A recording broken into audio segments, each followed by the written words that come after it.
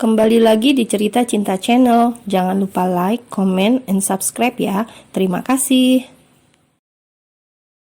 Karena hari ini ada pertemuan penting, Garda pun langsung turun dari ranjang. Berikutnya, setelah selesai mandi, kini ia sudah terlihat rapi dengan setelan jas warna hitam. Wajahnya kembali dingin. Matahari sudah meninggi. Sang istri masih tidur pulas, tidak ingin membangunkan. Ia berangkat begitu saja, meninggalkan Sophie dalam kamar. Begitu Garda keluar, Sophie langsung menarik sedikit selimut yang menutupi sebagian tubuhnya. Rupanya ia sudah bangun sejak tadi, hanya saja canggung menghadapi sang suami. Bagaimana ini? Sophie dilanda dilema, merutuki sifat pelin-pelannya. Ia pun bergegas mandi. Tubuhnya terasa lengket karena sisa-sisa keringat semalam. Di dalam kamar mandi, cukup lama ia terdiam di depan cermin. Ia menatap wajahnya sendiri. Tiba-tiba ia terbayang-bayang kejadian semalam. Mengapa ia terkesan menikmati?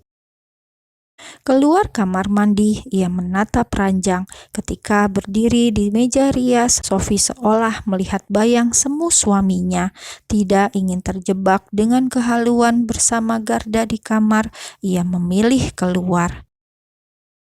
Tap, tap, tap. Kebiasaan Sophie, ia selalu terburu-buru ketika menuruni tangga, sedangkan di meja makan, begitu bibi penjaga rumah mendengar derap langkah nyonya rumah, bibi itu hanya melirik, kemudian menyiapkan makan untuk Sophie.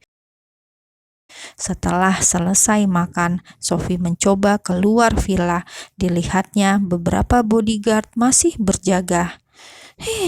Ia menghela nafas panjang. Sophie pelan-pelan melangkah ke halaman. Di belakangnya ada seorang pengawal yang mengekorinya sejak keluar dari pintu. Ia benar-benar seperti tahanan yang harus diawasi. Merasa sangat bosan, Sophie yang mendadak jenuh tiba-tiba menyusuri area villa. Ia ingin mencari sesuatu.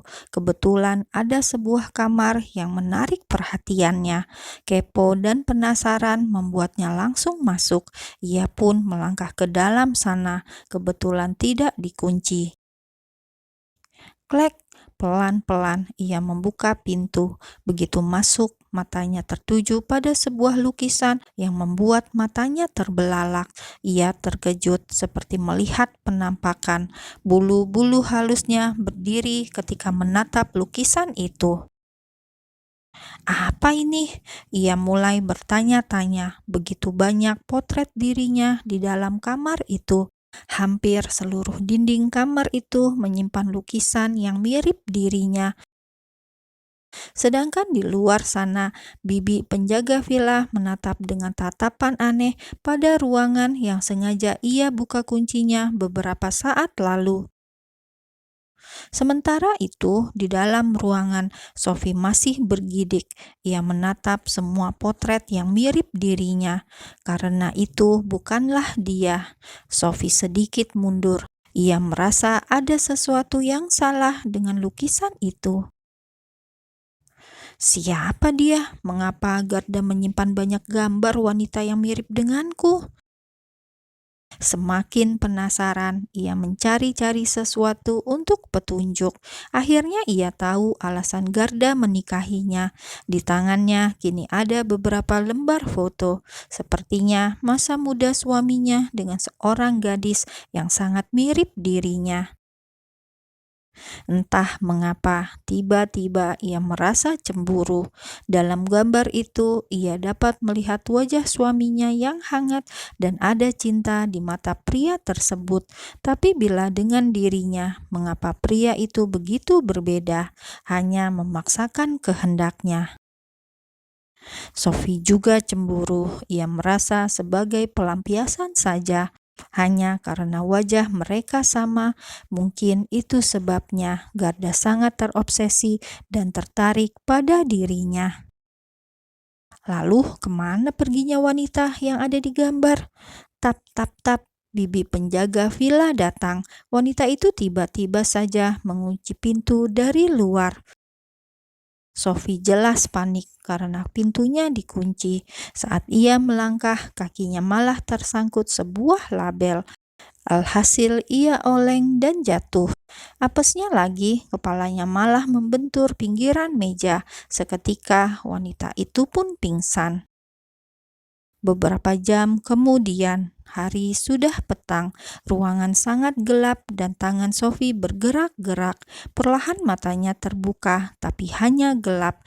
Ia tidak bisa melihat apapun. Wanita itu mencoba bangun, tapi kepalanya terasa berat, apalagi ruangan sangat gelap.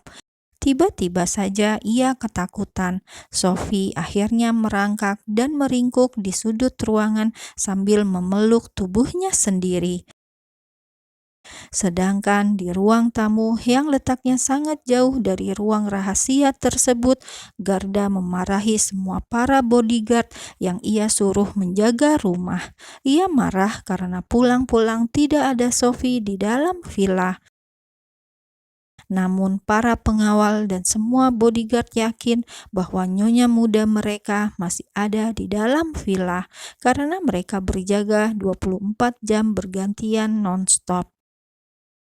Mustahil bagi nyonya muda mereka untuk lepas dari pengawasan.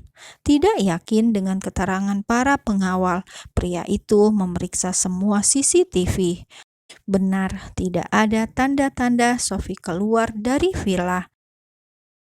Garda pun menyuruh para pengawal memeriksa semua tempat sekali lagi dan semua langsung kembali berpencar mencari Sophie, sang nyonya muda. Sementara itu, Garda masuk ke dalam kamar kembali.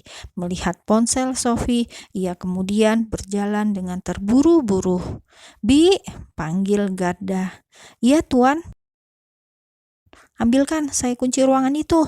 Tanpa menyebut kamar yang mana, Bibi langsung berbalik tubuhnya. Ia pun mengambilkan apa yang tuannya mau. "Ini Tuan." Bibi kemudian pergi setelah mengulurkan kunci pada Garda. Saat berbalik, wajahnya mengeras. Entah feeling atau apapun itu, setelah memeriksa CCTV bahwa istrinya tidak pernah meninggalkan villa, maka ia berspekulasi bahwa istrinya ada di dalam sana. Duar! Tiba-tiba petir menggelegar. Di luar rupanya hujan deras. Seketika lampu padam. Garda melanjutkan langkahnya. Ia pun merogoh saku. Dengan bantuan senter dari ponsel, ia melanjutkan langkah kakinya menuju ruang rahasia. Sedangkan dalam ruangan yang gelap, Sophie semakin meringkuk di sudut ruangan. Ia sebenarnya fobia dengan kegelapan, apalagi petir menggelegar berkali-kali. Karena rasa takut yang berlebihan, ia malah menangis sambil memeluk kedua lututnya. Klek! Seseorang membuka pintu ruang tersebut, mengarahkan cahaya ponselnya ke seluruh arah secara bergantian. Disapunya semua isi ruang tersebut. Ia baru berhenti tatkala mendapati Sophie yang meringkuk di sudut ruangan. "Sophie!" Mendengar namanya disebut, Sophie yang memang sedang ketakutan, begitu ada orang, ia langsung berdiri dan memeluk tubuh pria di depannya. Ia yakin itu suaminya. Ia hafal betul lewat suaranya. Perempuan itu melingkarkan tangannya dengan rapat. Terlihat kalau ia memang ketakutan. Sedangkan Garda yang mendapat pelukan tiba-tiba merasakan sensasi yang berbeda. Ada deru jantung yang memburu. Ada keheningan di tengah keadaan yang gelap gulita. Sedetik kemudian Sophie sadar. Ia pun melepas pelukannya. Tiba-tiba ia malah merasa canggung. Baru juga pelukan mereka terlepas, Garda mendadak merengkuh pinggang Sophie. Pria itu bertahan dengan satu tangan menyentuh dagu Sophie. Cukup lama ia memegangnya, tak ada cahaya. Ia tidak bisa melihat wajah dan ekspresi wanita yang sangat ia cintai itu. Tapi ada sesuatu yang bergemuruh. Ia merasakan detak jantung Sophie yang menempel pada tubuh bidangnya sekarang. "Kamu baik-baik saja?" tanya Garda, kemudian melepas tangannya.